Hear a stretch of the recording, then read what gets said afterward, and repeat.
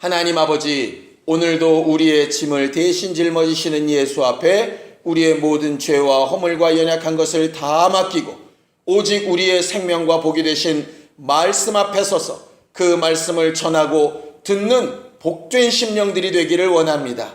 하나님과 우리 사이에 막힌 것들이 다 사라진 귀한 시간이 되게 하여 주시옵시고, 하나님께서 명하신 말씀의 뜻대로 순종하기를 결심하고 행하기를 결단하는 귀한 시간이 되게 하여 주시옵소서.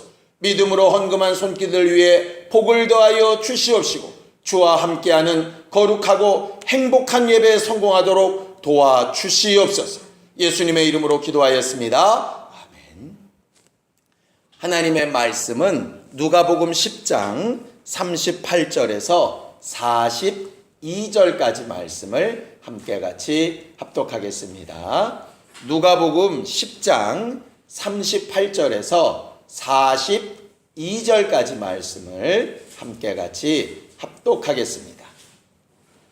함께 읽습니다. 시작. 저희가 길 갈 때에 예수께서 한 촌에 들어가심에 마르다라 이름하는 한 여자가 자기 집으로 영접하더라.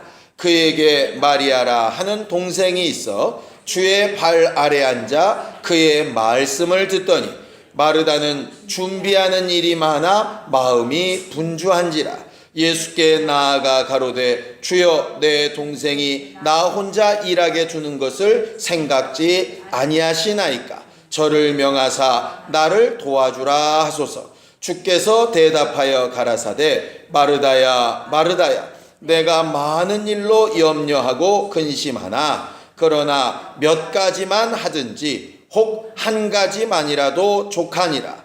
마리아는 이 좋은 편을 택하였으니 빼앗기지 아니하리라 하시니라. 아멘.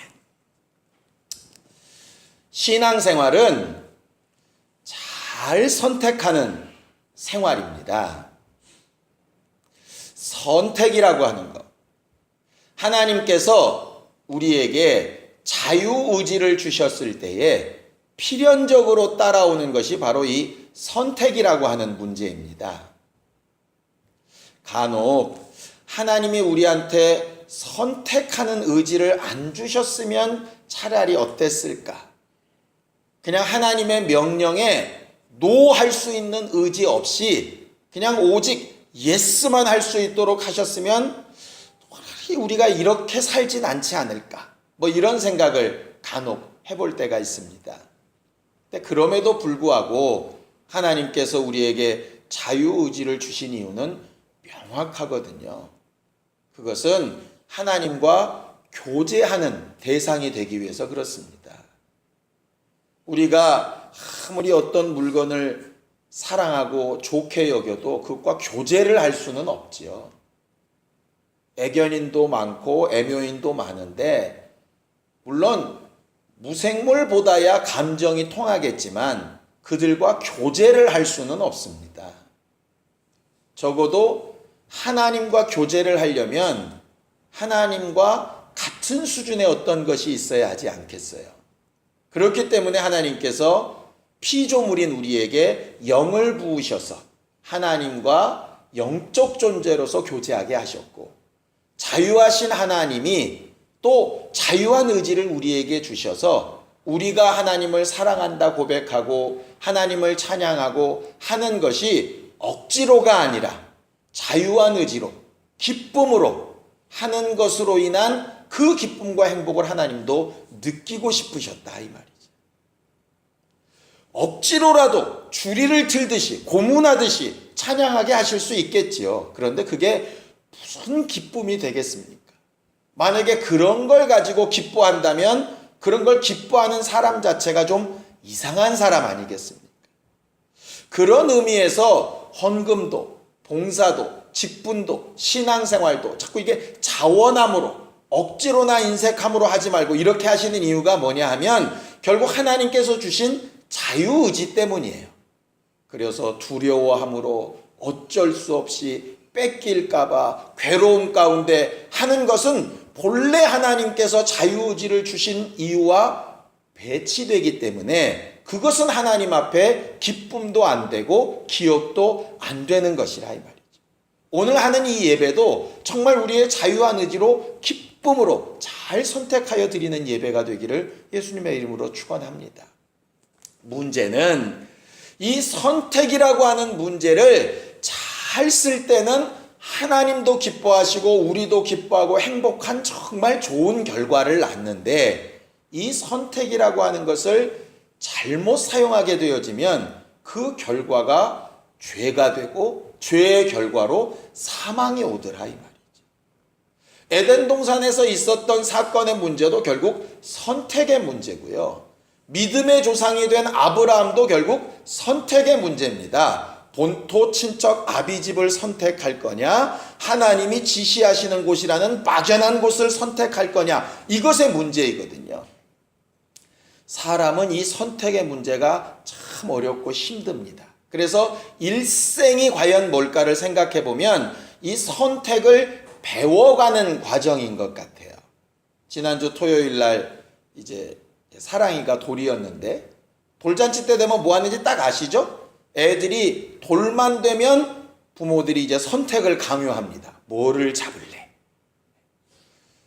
그것이 이거 보면서요, 참 재밌기도 하고, 근데 안쓰럽기도 하고. 재밌는 것은 뭐냐 하면 사람들마다 다 생각이 다르더라고요. 자기가 써놓은 게 있어서 누구는 판사봉 잡아라, 누구는 청진기 잡아라, 누구는 연필 잡아라, 돈 잡아라 뭐 이러고 있고. 그런데 한쪽 반대편으로 생각을 해보면, 야, 이제 쟤도 이제 고난의 시작이구나. 이제부터 저런 선택을 수도 없이 하면서 살아야 될 텐데, 또 그렇게 선택한 것에 대한 결과를 책임져 가면서 살아야 될 텐데, 참 쟤도 이제 드디어 인생의 고행길에 들어왔다, 이런 생각이 이제 들더라 이 말이죠. 재밌는 것은 한 몇십 년을 살아오면서 이런 선택 저런 선택 해오고 또 연습을 해봤으니까 시간이 가면 갈수록 선택이 좀 쉬워질 만도 하잖아요. 왜? 운전도 처음 할 때보다는 몇 년 하면 좀 낫고, 조그마한 무슨 기술도 하다 보면 조금씩 느는 것처럼 이 선택이라는 문제도 우리가 적어도 수십 년을 선택해 왔으니까 이제는 좀 척 보면 척 알고 이럴 것 같은데, 제가 죄송한 건 요즘 들어서 정말 많이 느끼는 건, 선택은 나이 들면 나이 들수록 더 어렵다는 생각이 드는 거예요. 왜냐하면 좀 젊었을 때는 뭘 선택해서 잘못돼도 이게 다시 되돌아갈 수 있는 시간이 있다고 느껴지는데, 이제 점점 되돌아갈 수 있는 시간이 적어진다고 생각하니까요, 뭘 하나 선택하는 게 되게 힘들어지더라 이 말이죠. 장원의 그 선택이라는 거, 이게 보통 힘든 게 아닌 것 같아요. 저는 주일이 될 때마다, 주일이 가까워올수록 마음에 늘 선택 때문에 고민합니다. 이번 주일은 하나님 어떤 말씀? 우리 집사람도 똑같이 고민합니다. 이번 주일 점심에는 뭐 하지? 이렇게. 그러니까 계속 그런 고민. 그러니까 우리가 일생을 두고 계속 고민하는 것들이 많은 부분이 이게 바로 이게 선택이라는 문제더라 이 말이죠. 위험 부담도 있고 어려움도 있고 힘든 것도 있는데, 어쨌든 선택은 해야 되는 문제이고 그것을 이제 감당해야 되는 문제라 이 말이죠. 바울은 여러 가지 선택의 문제들 가운데 가장 중요한 선택의 문제를 이런 문제라고 얘기를 합니다. 자, 로마서를 좀 보죠. 7장 22절입니다. 로마서 7장 22절 23절을 좀 보겠습니다. 로마서 7장 22절 23절입니다. 함께 읽습니다. 시작. 내 속사람으로는 하나님의 법을 즐거워하되 내 지체 속에서 한 다른 법이 내 마음의 법과 싸워 내 지체 속에 있는 죄의 법 아래로 나를 사로잡아 오는 것을 보는도다, 그렇게 말하죠. 바울은 여러 가지 선택 가운데서 가장 중요하고 또 중요한 선택 하나가 뭐냐면, 내 영의 법, 하나님의 법을 따르려고 하는 내 영의 소원을 따라가야 하는 것과 내 육체의 법, 나도 모르는 사이에 스물스물 올라오는, 마치 내 피 속에 흐르는 우리 어머니의 피와 같이 막 쑥쑥 올라오는 그런 것들을 선택하려고 하는 이 두 가지, 죄의 속성으로 살 거냐 하나님의 말씀대로 살 거냐는 이 고민의 선택이 가장 중요하다라고 말하고 있어요. 왜냐하면 다른 선택들은 아까 우리가 찬양한 것처럼 이 땅에서 이 물건을 버릴까 안 버릴까 쭉 하고 고민해봐야 10수년 20수년 지나면 어차피 다 버리고 갈 거예요. 결과는 똑같아요. 지금 버리나 나중에 버리나. 그러니 그 말 그대로 대세 중요하지 않다 이 말이에요. 내가 이 사람을 고르나 저 사람을 고르나 굉장히 중요한 것 같지만 말 그대로 이 세상 끝나는 날 되면 아무것도 아니라 이 말이에요. 그런데 문제는 영의 소원을 선택할 거냐 몸의 소원을 선택할 거냐는 이 땅에서 끝난다고 끝내는 문제가 아니라 그 다음 영원한 내 삶에까지 영향을 미치기 때문에 그건 중요한 문제라 이 말이죠. 그래서 뭐가 더 중요한 문제인가를 잘 알고 선택할 수 있는 믿음이 있어야 되는 것. 그것이 이제 성경에서 가르치는 믿음의 방법입니다. 우리가 그런 믿음의 역사를 잘 선택할 수 있기를 바라요.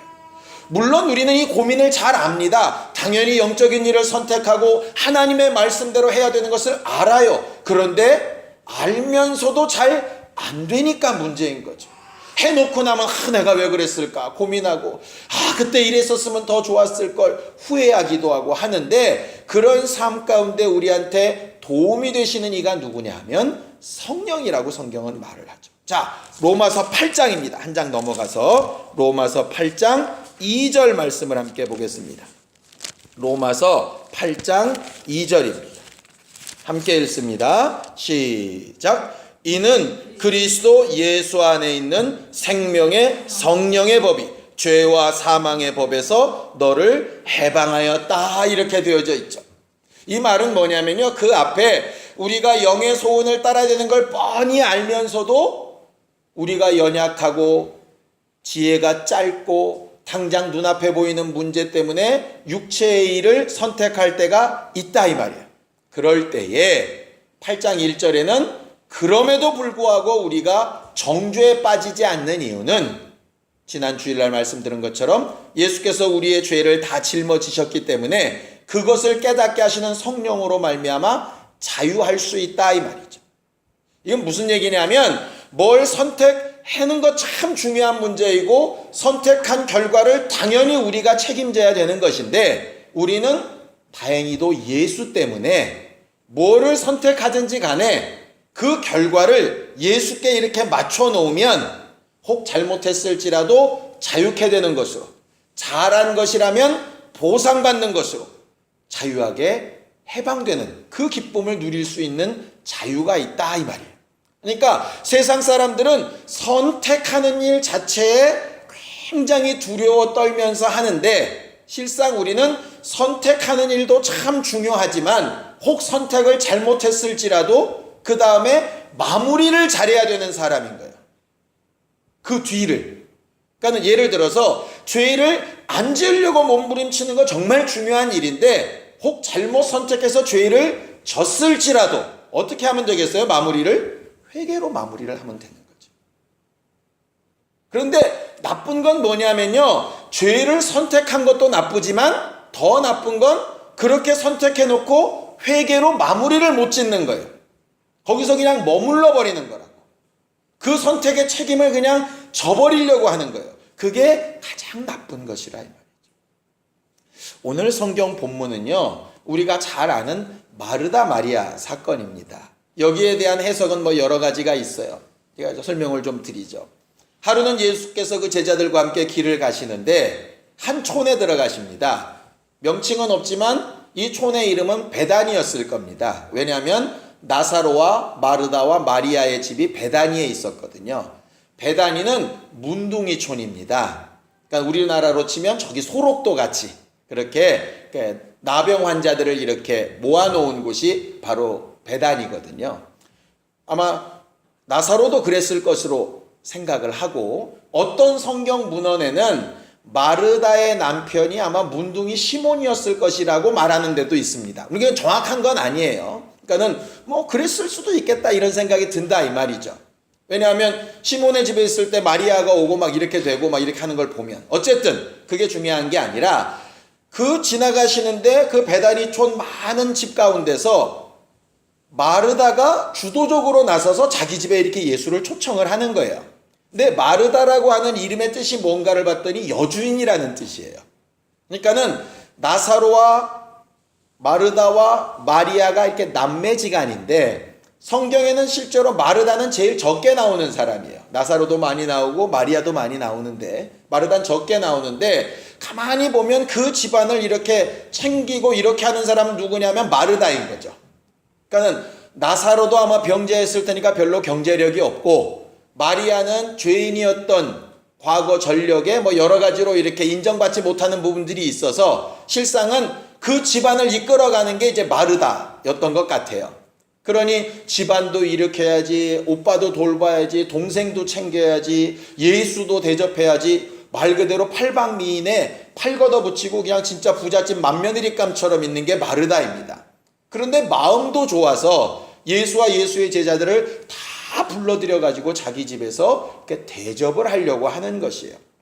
그 마음이 정말 아름답고 귀하지요.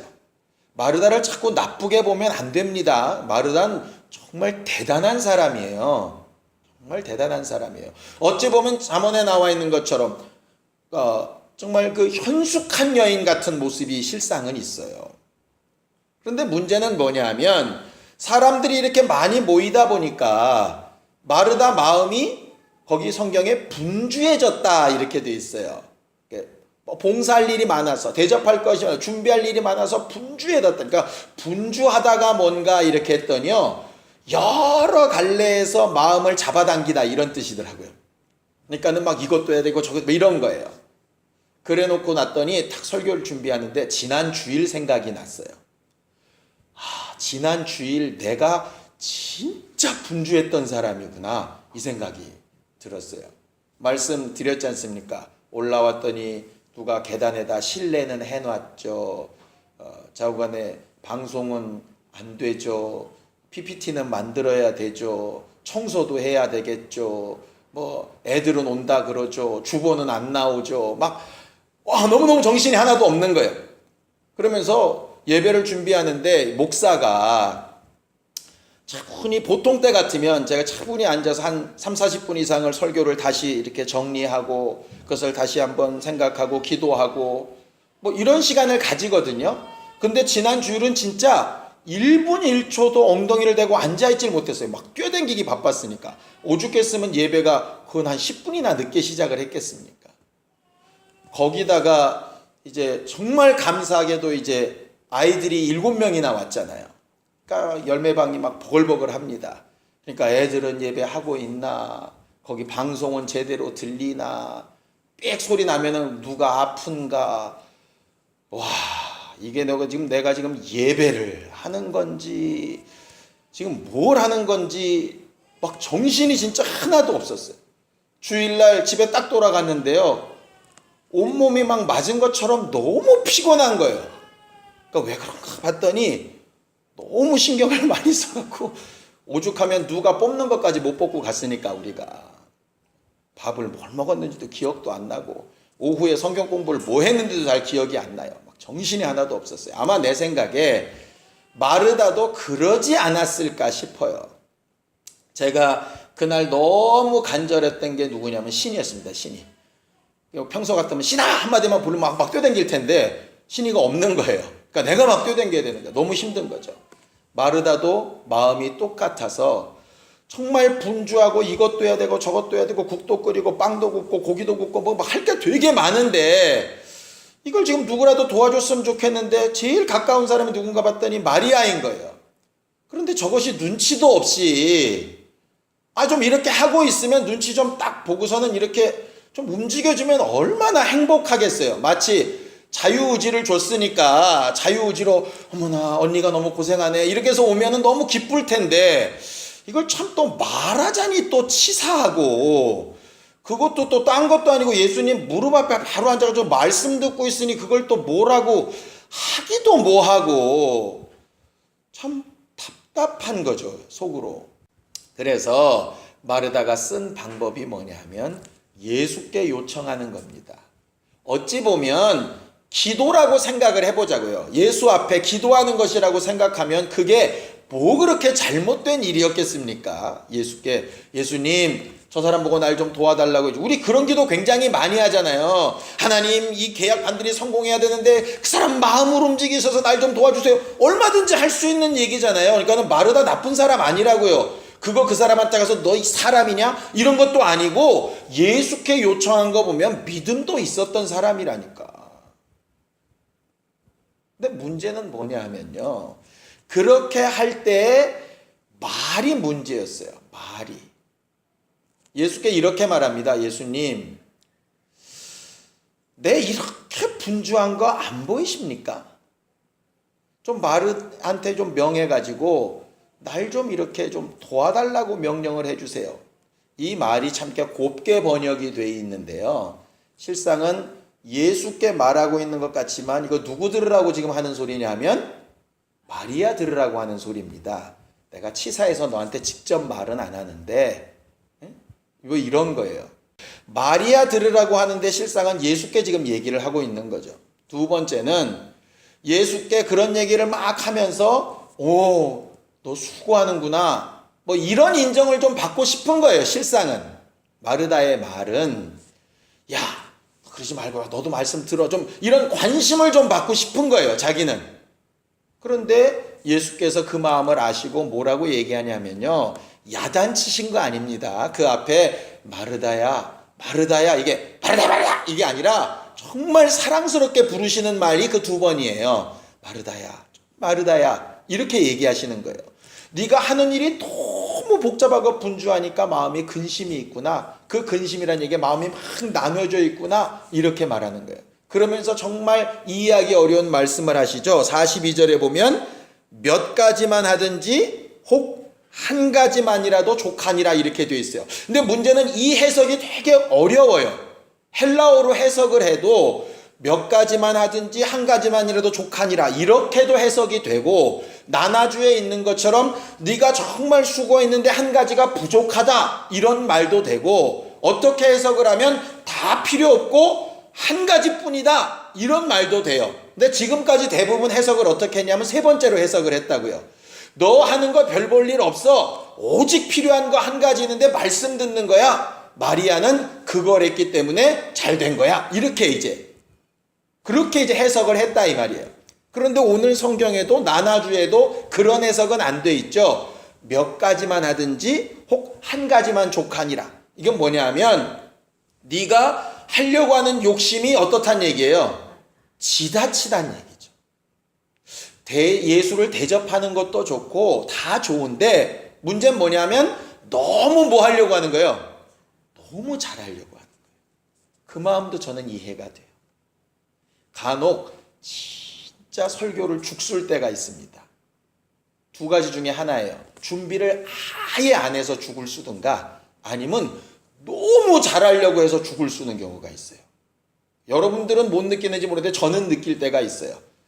준비를 너무 안 해가지고 그냥 어쩔 때는 횡설수설할 때도 있고요. 어쩔 때는 너무 잘하려고 하다 보니까 분량이 너무 많아. 그러니까 실제로 그걸 다 하려면 한 3시간 걸려야 돼. 그런데 30분에 하려니까 뭔 말을 하는지도 모르고 다다다다 하고서 나는 신난 거야. 잘했다. 그런데 듣는 사람은 뭐래? 이러고 앉아있는 거야. 마르다가 너무 잘하려고 하는 거예요. 물론 하나님 앞에 잘하려고 하는 건 좋은 겁니다. 근데 목적을 잃어버리면 안 되잖아요.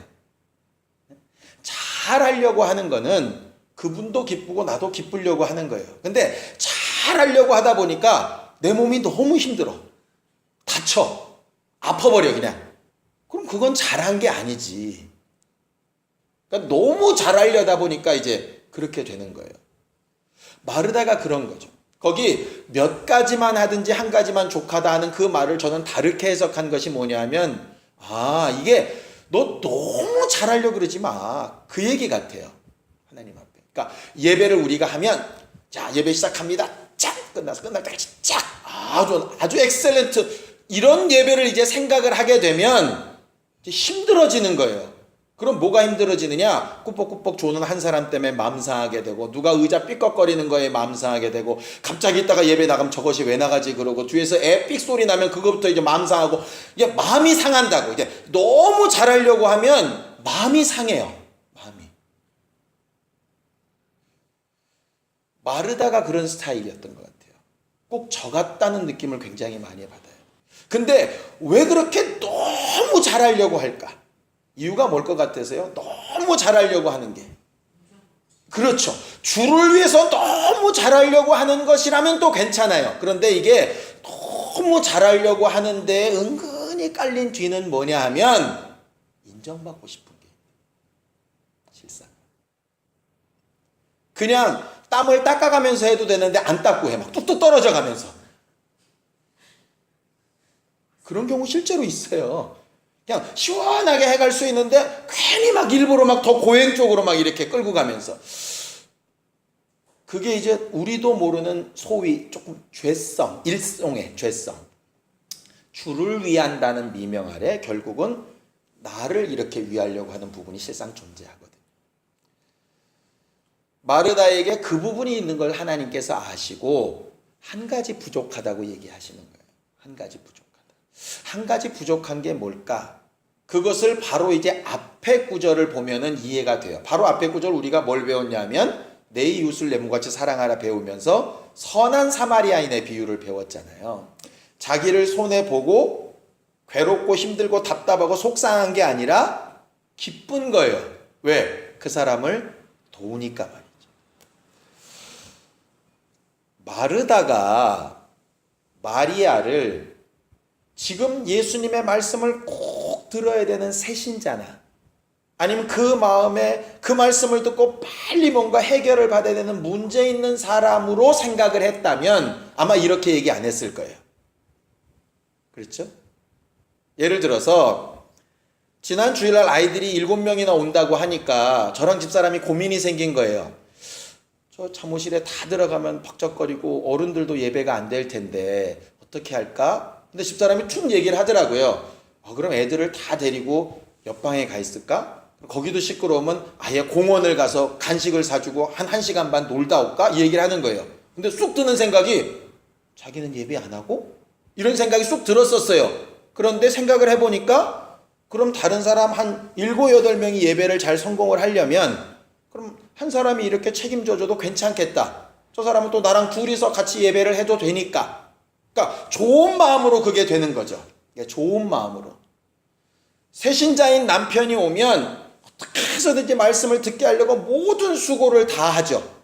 새신자 열심히 전도했던 사람이 애를 안고 오면 구역장은 그 애를 업고서 밖에 나가서 말씀을 하나도 안 들어도 억울하지 않습니다. 기뻐요. 그런데 지금 마르다는 왜 억울할까? 마리아는 나랑 같은 수준이고 나랑 같이 일해야 되는데 쟤는 저러고 있고 나는 일하고 있다고 생각하니까 화가 나는 거죠. 마음이 일하는 데만 지금 막 분주한 게 아니라 자기도 말씀 듣고 싶은데 이게 있는 거예요. 그럼 예수께서 말씀하시는 거죠. 말씀 듣고 싶은 마음이 있으면 말씀부터 들어. 그 얘기예요. 마리아도 너처럼 준비할 것이 있다고 알고 있어. 그런데 말씀부터 듣고 싶은 마음이 있어서 선택을 했어. 그러니까 말씀을 들으면서 주방일이 어떻게 될까? 그걸 고민을 안 해. 마음이 안 나눠져. 여기 집중하고 있어. 그래서 이 사람은 좋은 것을 뺏기지 않아. 그런데 너는 지금 그 일을 하면서 말씀 듣고 싶은 마음인데 내가 이것을 선택을 했어. 선택을 했으니까 나 대신 마리아라도 열심히 잘 듣고 있으니 너무 다행이다. 그러면서 그냥 열심히 여기에 집중해서 하면 돼. 그러면 너도 그 좋은 것을 잃어버리지 않아. 그런데 너는 일은 일대로 하면서 귀는 여기대로 가면서 마음은 마음대로 나눠져서 마리아는 미워하면서 예수께는 원망이 되면서 가뜩이나 이것도 바쁜데 다른 것도 바쁜 거예요. 그러니 이 일하는 것도 온전하지 않은 거죠. 처음에 말씀드렸죠. 선택을 어떻게 하느냐도 참 중요한 문제예요. 죄를 선택한 게 참 잘못된 문제예요. 근데 그것보다 더 잘못된 문제는 뭐냐면 마무리라고 해요. 마무리. 많은 사람들이 마리아가 말씀 듣는 걸 선택해서 잘한 거다. 맞습니다. 말씀 들은 거 선택한 거 잘한 겁니다. 그런데 마리아는 E라는 걸 선택해서 잘못한 게 아니에요. 마르다는 E라는 걸 선택해서 거기에 집중했으면 잘하는 거예요. 자기가 그렇게 함으로써 다른 이들이 말씀을 편안하게 잘 들을 수 있는 것으로 기뻐했으면 잘하는 거라 이 말이에요. 그런데 그러지 않았다 이 말이죠. 예수님은 그럴 거라면 차라리 내려놓고 너도 와서 말씀 들어. 그게 좋은 거야. 제일 좋은 건 다 같이 말씀 듣고 다 같이 준비하는 거예요. 그래서 다 같이 나누는 거예요. 왜? 처음부터 봉사하는 사람 따로 말씀 듣는 사람 따로 있는 게 아니니까. 그런데 부모와 어린아이가 수준차가 있듯이 그런 차이라면 네가 먼저 들어. 나는 너를 도울게. 이런 성숙된 사람들이 필요하다 이 말이죠. 문제는 그렇게 성숙된 사람들이 자기를 인정받기 위해서 무리하거나 아니면 자기 같지 않다고 비난하거나 이걸 하고 있으면서도 마음이 나누면서 저래야 되는데 이러고 있다면 그것은 이도 저도 아닌 것이 된다 이 말이죠. 그것은 성숙하지 못한 사람이 성숙한 일을 흉내내고 있는 거지. 직분을 감당하면 안 되는 사람이 직분을 억지로 힘겹게 짊어지고 가고 있는 것이죠. 그것은 옳지 않다. 아이가 커가면서 엄마가 막 청소하고 하는 걸 보면 처음에는 엄마는 당연히 청소하는 사람 이렇게 생각을 하다가 철이 들면 어떻게 될까요? 나도 청소해야 되는 거구나로 배워가는 게 정상이에요. 엄마만 밥 차리는 사람이 아니라 나도 컸으니 해야 되는 사람으로 가는 게 당연한 일이라 이 말이에요. 그 당연한 성장이 믿음의 성장이거든요. 그리고 그러지 못했을 때에는 당연히 섬기는 사람이 그 마음을 써줘야 되고, 이 마르다 마리아 사건은 그런 의미에서 굉장히 중요합니다. 우리 자신을 거기다 이렇게 대입을 시켜보면 돼요. 저 같은 경우 아까도 계속 말씀드린 것처럼 너무 뭔가 좀 잘하려고 하는 부분에서 좀 내려놔야 될 부분이 실상은 존재해요.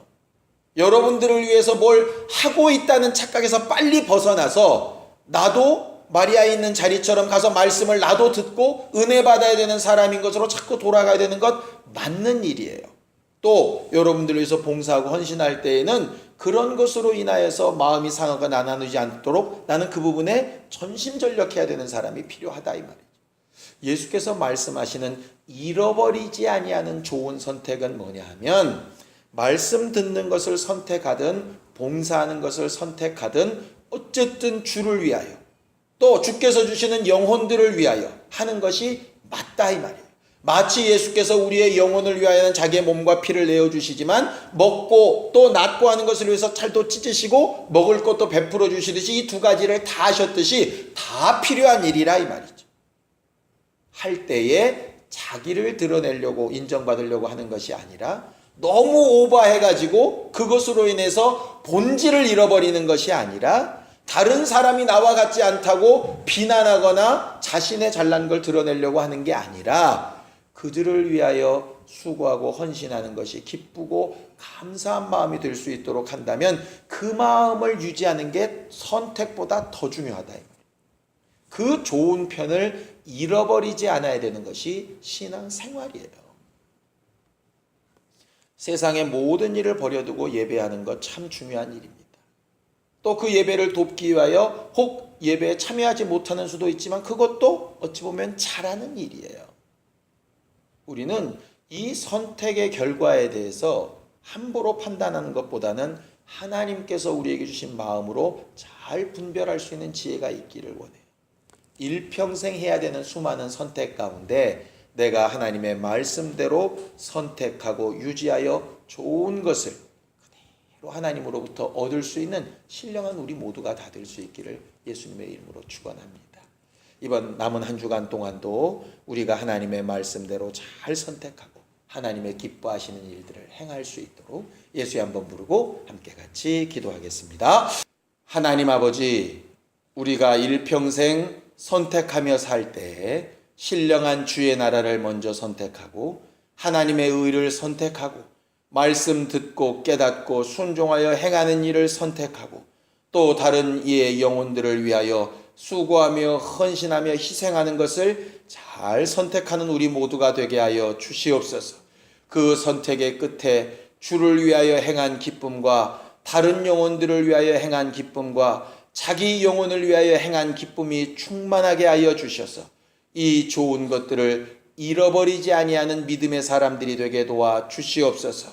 무리하거나 불평불만하거나 핑계대거나 남을 미워하거나 탓하지 않게 하여 주시고 원망과 시비가 없이 자원함과 기쁨으로 행복한 신앙생활에 성공하는 우리 모두가 다 되도록 도우시고 역사하여 주시옵소서.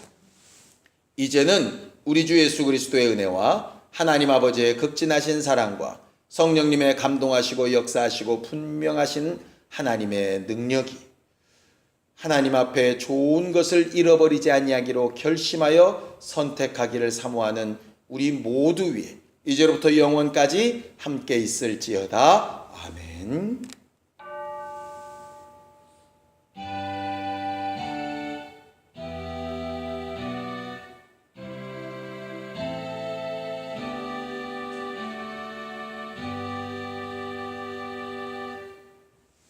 우리 예배 받으신 하나님 앞에 감사하는 목숨 내겠습니다. 수고하셨습니다. 감사합니다.